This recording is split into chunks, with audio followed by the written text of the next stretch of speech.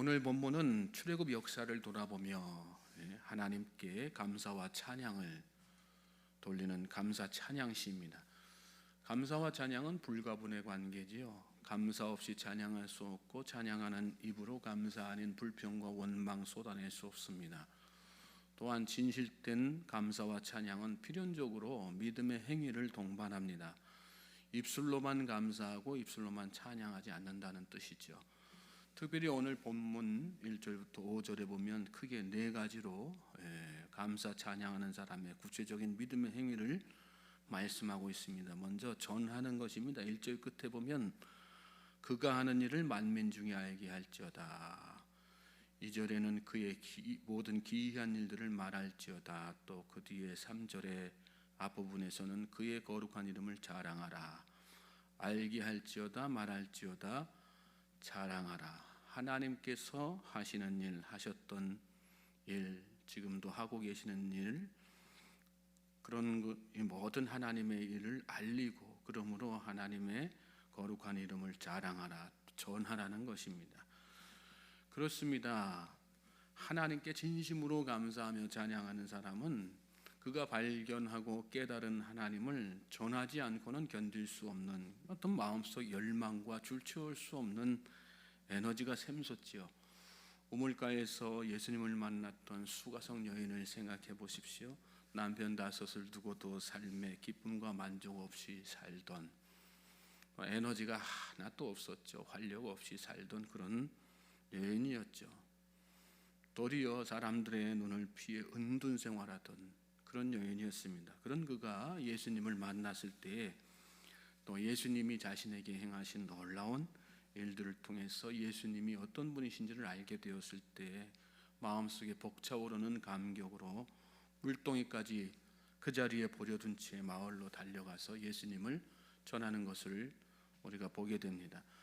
마가복음 1장에 보면 예수님의 공생의 초기에 가버나움에서 여러 병자들과 귀신 들린 자를 고쳐주시는 장면이 나옵니다. 그 장면의 마지막 등장인물은 나병 환자였습니다. 그는 예수님께 나와서 꿇어 엎드려서 간구했습니다. 주님, 원하시면 저를 깨끗하게 하실 수 있습니다. 예수님은 그를 불쌍히 여겨서 손을 내밀어 그에게 대시며 말씀하셨으면 내가 원하노니 깨끗함을 받으라. 그러자 어떤 일이 일어납니까? 그 즉시 나병이 그 사람에게서 떠나가고 깨끗해졌습니다. 그때 예수님은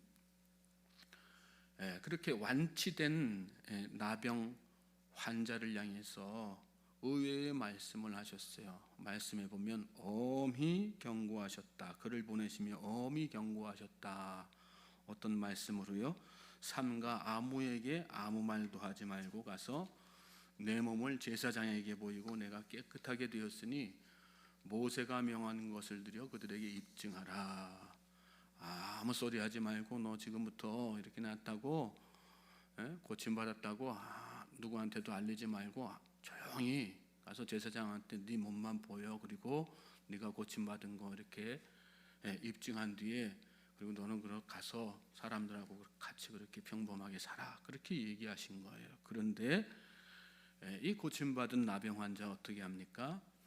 그렇게 엄히 경고하셨음에도 불구하고 나가서 이 일을 많이 전파하여 널리 퍼지게 했다.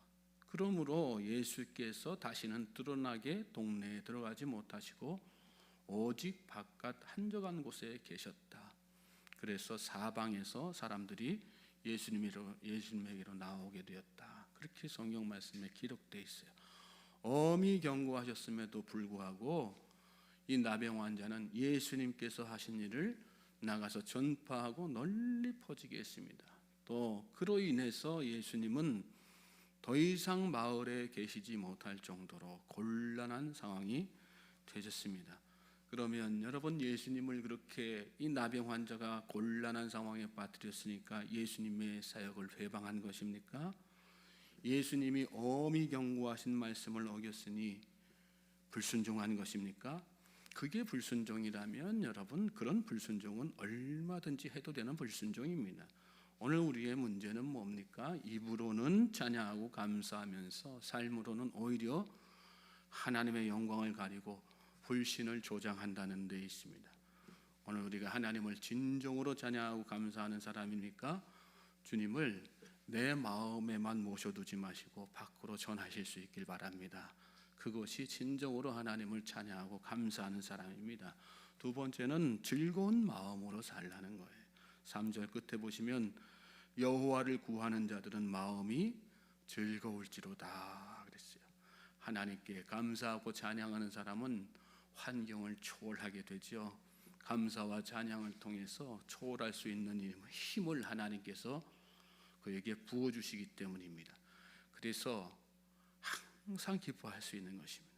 남들은 기뻐할 수 없는 일에도 기뻐하고 즐거워할 수 없는 일에도 즐거워하며 살 수 있는 거예요. 저는 오늘 저와 여러분의 마음 한구석에 자리 잡고 있는 우울의 영이 있습니까? 예수님으로 말미암아 그 우울의 영이 다 떠나게 되기를 이 새벽에 축복합니다. 우울함이 다 사라지게 되는 거예요. 하나님 앞에 감사해 보십시오. 정말 하나님을 찬양해 보십시오. 하나님께서 그 우울의 마귀를 다 떠나게 하시고요, 마음속에 주체할 수 없는 기쁨이 넘치게 하시는 거예요. 즐거움 속에서 하루하루 살게 되는 것입니다. 세 번째는 구하는 것입니다. 여호와와 그의 능력을 구할지어다. 그의 얼굴을 항상 구할지어다. 이어지는 말씀에 그렇게 나오죠. 여호와와 그의 능력을 구할지어다. 그의 얼굴을 항상 구할지어다.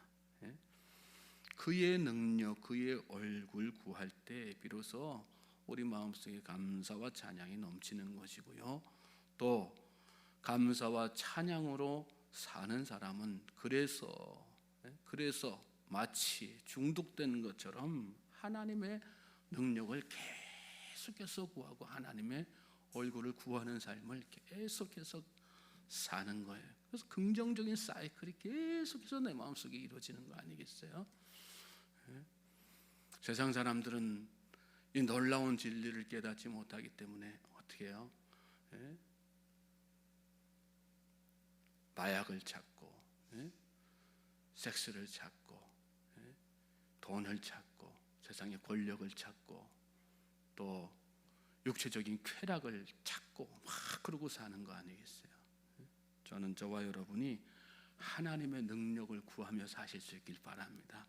기도하면요, 기도하는 거 그거 통해 가지고 하나님의 기도의 응답을 떠나서요, 기도할 수 있는 그 자리로 이끄는 것 자체로 하나님께서 우리 마음속에 이미 기쁨을 막 주시는 거예요. 즐거움을 주시는 거예요. 그리고 찬양하고 감사할 수 있는 마음을 막 쏟아 부어 주시는 거예요.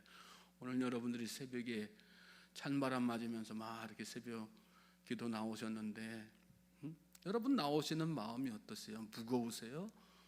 아이고, 오늘도 내가 새벽에 더 자고 싶은데 아이고 어쩔 수 없이 나가는구나, 그런 마음으로 나오세요? 아니잖아요. 오늘도 이 새벽에 이렇게 찬바람이지만 이 찬바람 맞고 하나님 전에 나오게 되었으니 너무 감사하구나.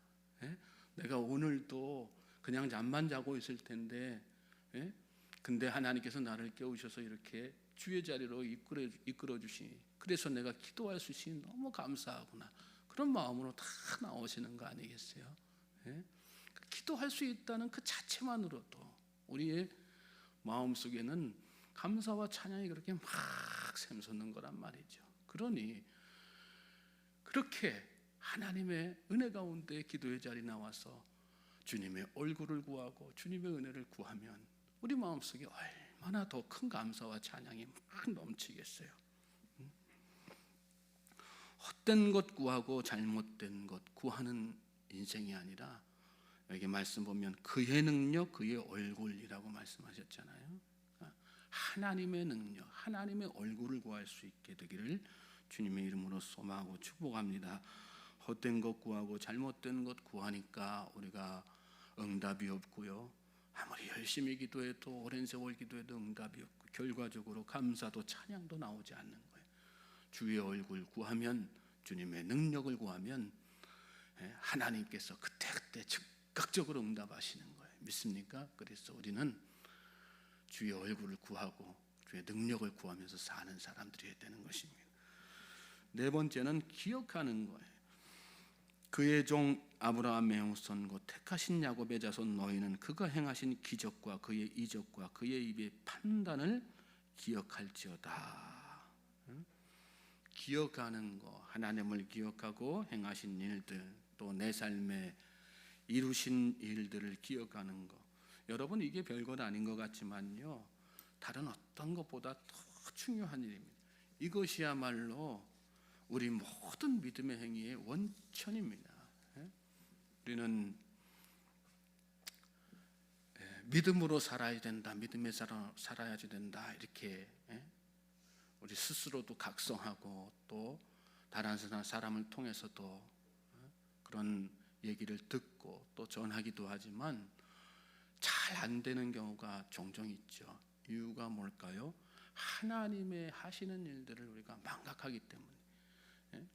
기억하면요, 하나님께서 하신 일들을 하나하나 헤아려 기억하면 우리의 믿음 생활이 그렇게 기쁘고 즐겁고 또 감사와 찬양이 나올 수가 없는 거예요. 하나님께서 행하신 일들을 하나하나 기억하십시오. 어저께도 제가 그런 말씀 드렸는데 헤아리지 않으니 우리가 자꾸 망각하게 되는 거거든요. 받은 복을 헤아려 보면 내가 얼마나 복받은 사람인지 알게 되는 것처럼 감사할 제목을 자꾸 헤아려 보면 얼마나 내가 감사할 제목이 많은 것인지를 깨닫게 되고요. 하나님께서 행하신 일들을 하나하나 헤아려 보면 내가 하나님을 찬양하지 않고는 견딜 수 없는 그런 마음속에 감동이 막 밀려오는 것입니다. 오늘 이 새벽에도 여러분, 그러므로 하나님께서 내 삶에, 우리 가정에, 내가 속한 이 나라에 또 열방 가운데 행하신 일들을 하나하나 어제 말씀드린 것처럼 노트에 기록하는 것처럼 하나하나 헤아려 보십시오. 그러면 감사 찬양이 저절로 막 나오고요. 내가 얼마나 축복된 사람인지를 막 깨닫게 돼요. 그 중에 으뜸이 뭐예요? 예수님을 이 땅에 보내신 거 아니겠어요? 예수님 통해서 우리를 구원하신 것 아니겠어요?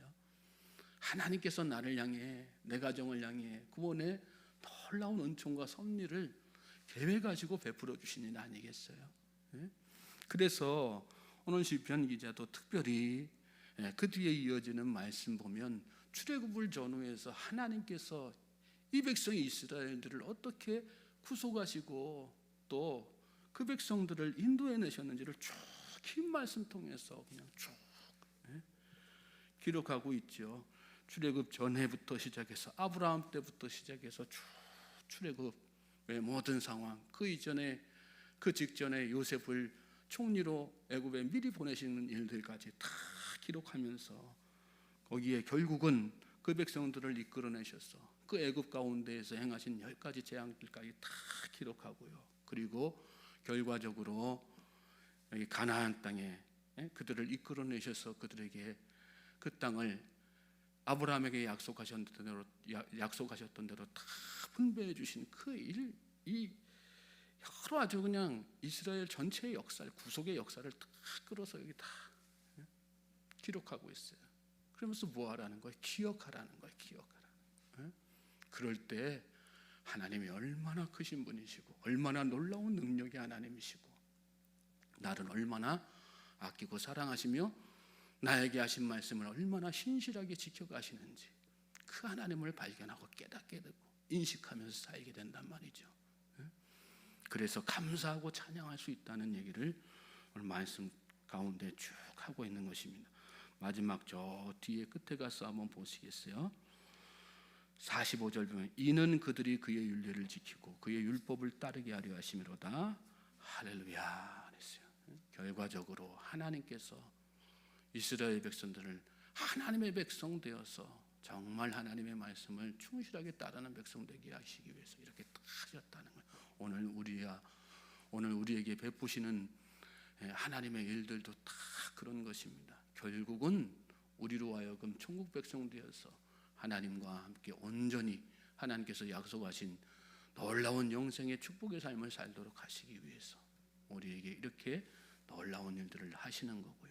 그것이 때로는 우리 삶의 고난으로 비춰질 수 있어요. 아픔으로 연결될 수도 있어요. 그런데 그 모든 사건, 일들의 이면에는 하나님의 이런 놀라운 깊은 섭리가 다 감추어져 있다는 거, 헤아려 보면 다 깨닫게 되는 것이란 말씀이에요. 그래서 감사하고 찬양하며 나아갈 수 있다는 것입니다.